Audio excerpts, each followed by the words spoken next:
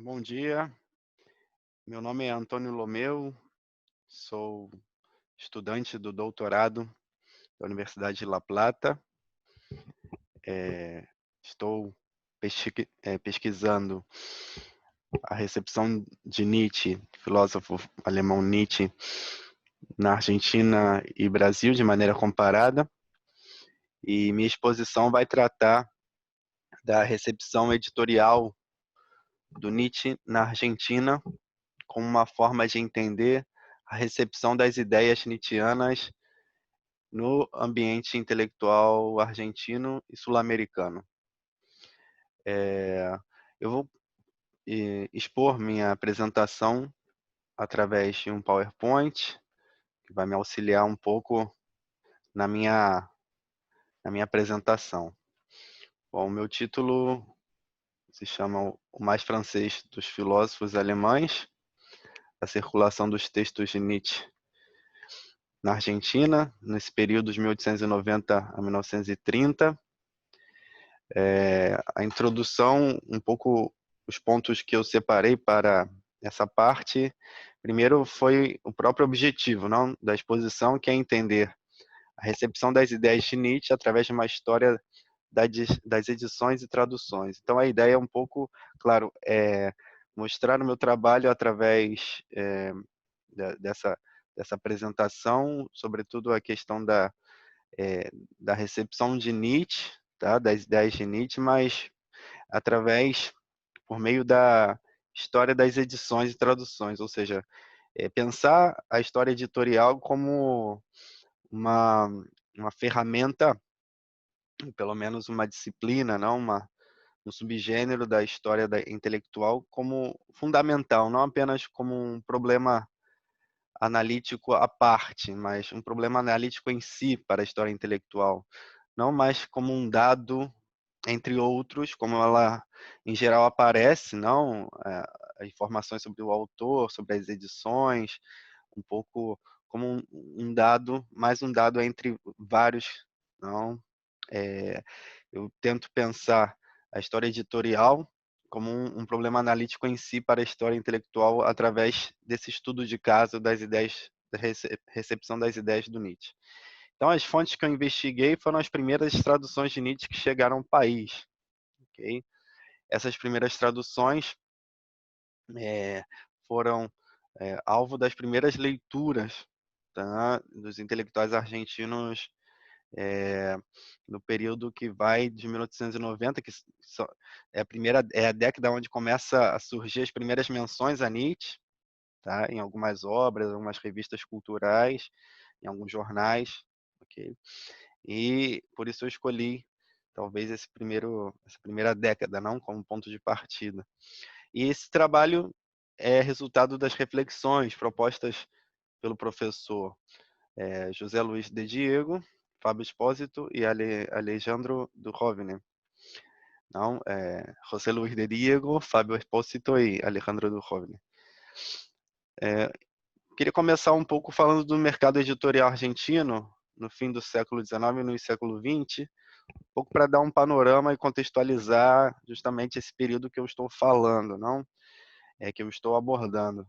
Então, nós temos uma formação do mercado editorial no fim do século XIX, né, que ainda é bastante incipiente, mas já começa a se desenvolver esse mercado editorial no fim do século XIX, sobretudo através da expansão da alfabetização, da cultura letrada, que vem com a lei da Educação Comum de 1884, que vem também com o surgimento da figura do editor moderno, já um pouco mais tarde, em 1920, né?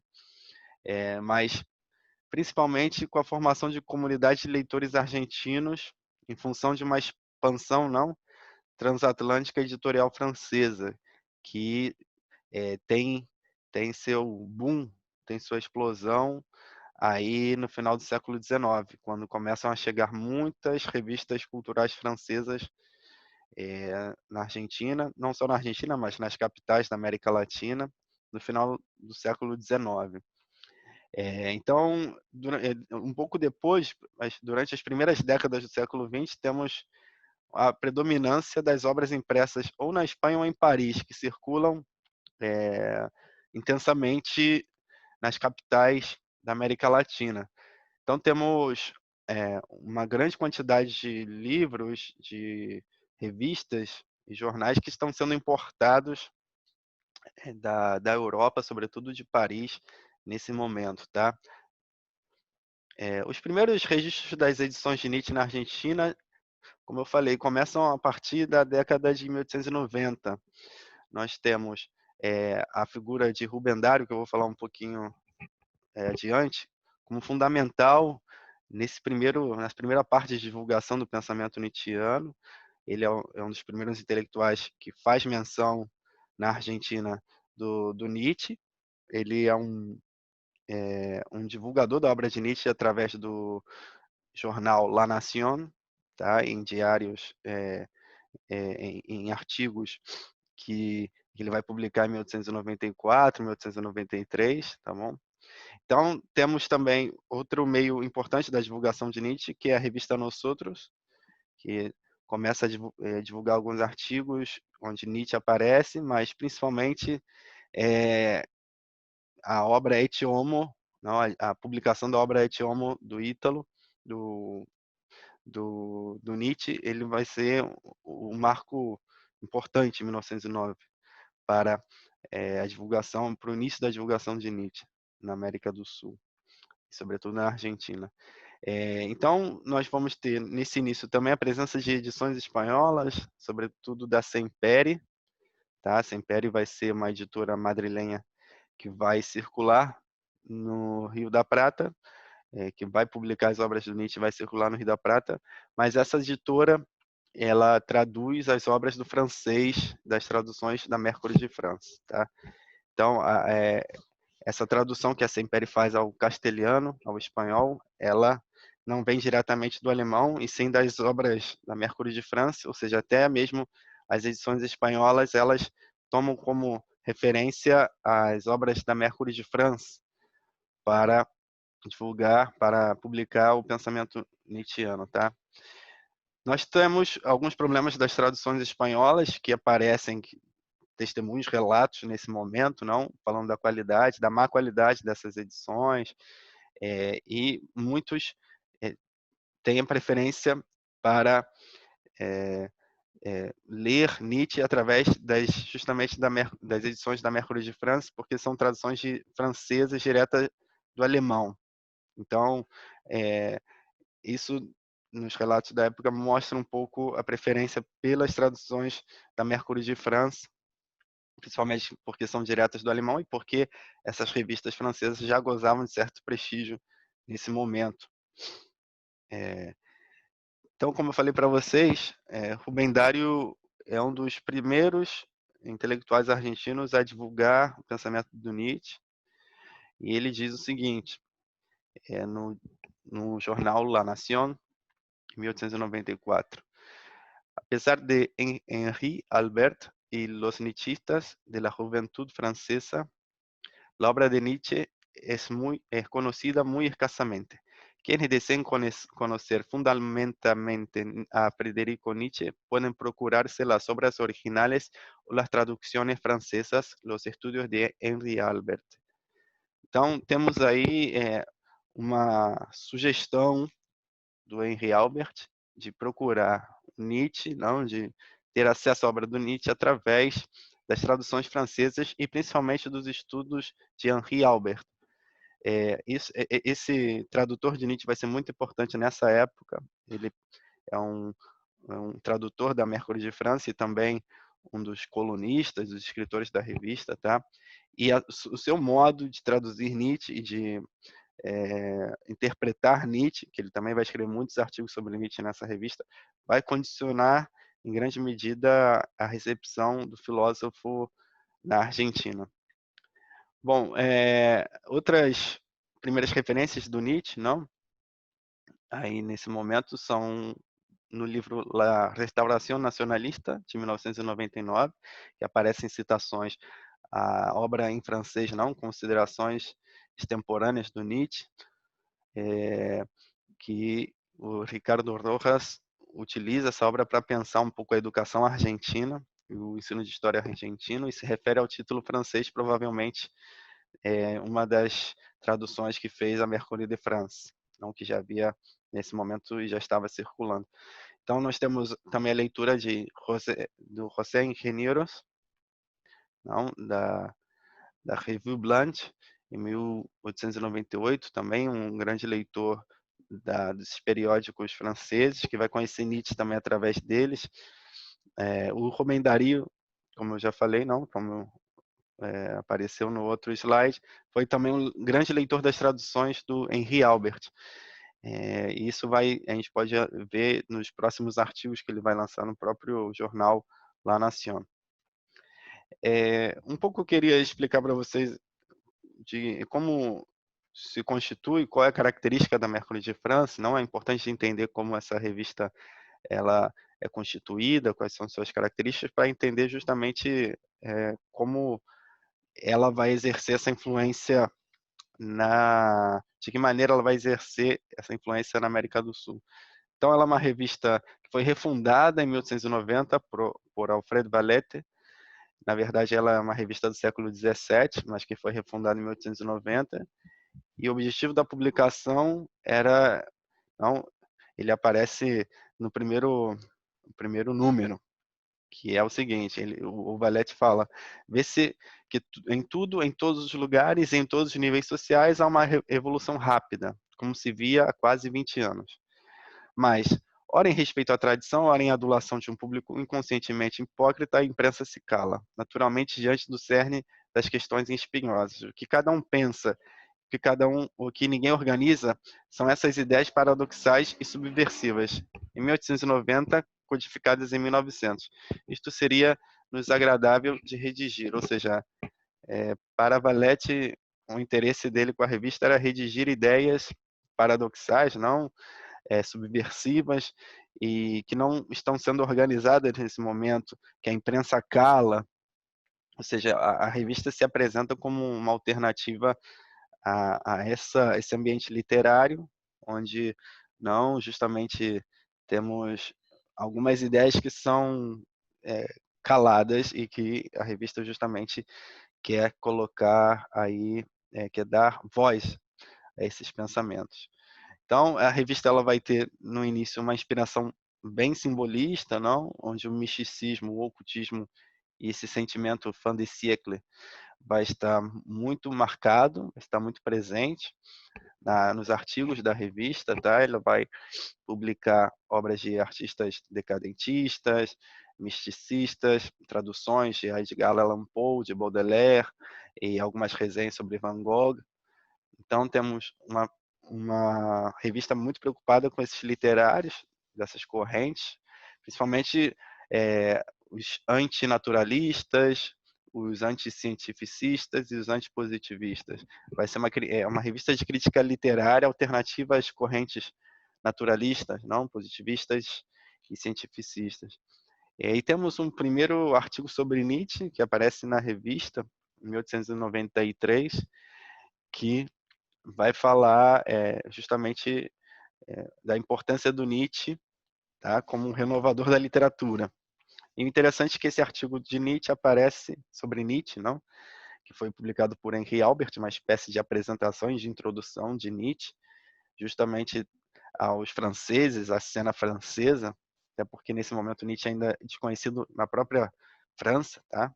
E esse artigo vai aparecer no meio de outros artigos literários, não, de poetas, de escritores de contos, não, e não vai haver filósofos, inclusive até 1893 são muito poucos filósofos que figuram aí como cerne, como centro de artigos da revista, tá?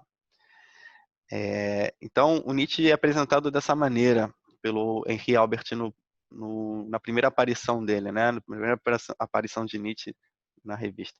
Ele fala o seguinte: Nietzsche prevê a aurora vindoura de uma cultura nova, não de uma cultura nacional, mas expressamente europeia.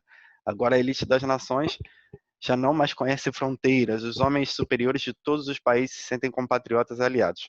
Esses bons europeus serão a casta futura que reinará na Europa, a casta estrangeira, tanto no vão patriotismo democrático ou monárquico, como no socialismo, na anarquia e no niilismo.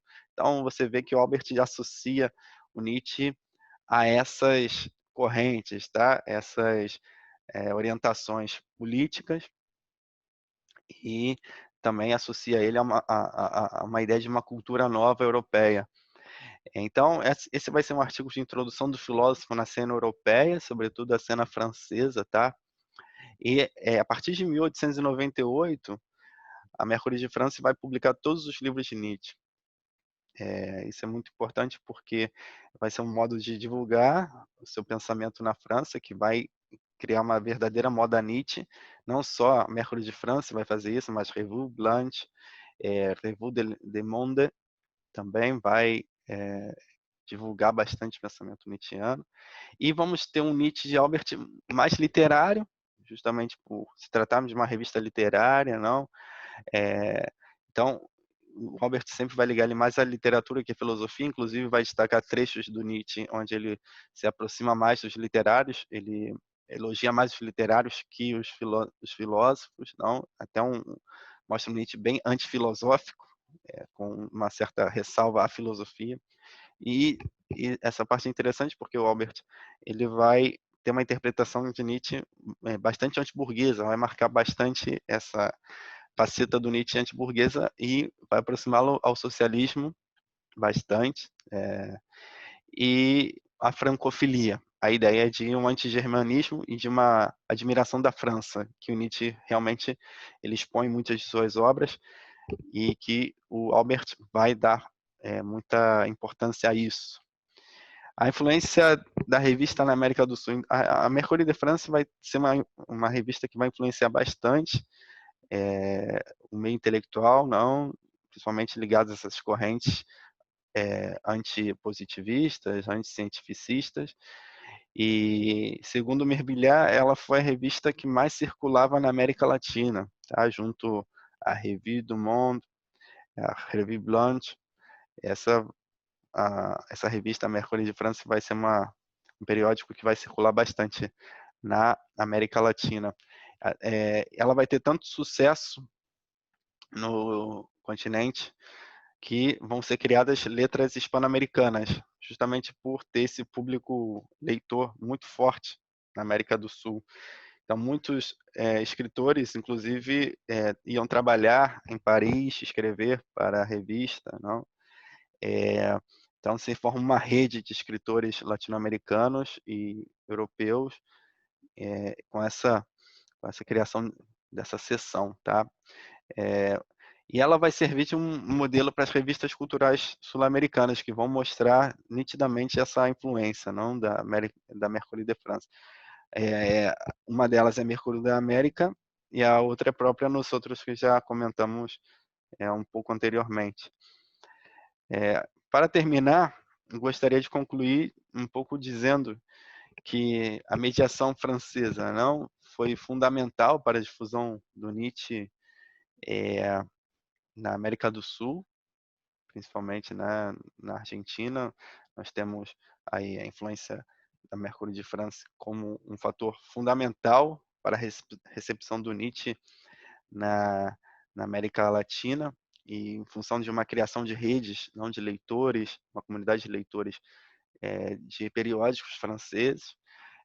Nesse momento, o prestígio das revistas culturais francesas era enorme na América do Sul, tá? E nós vamos ter um Nietzsche da Mercúrio de França literário, não, antiburguês, socialista e afrancesado.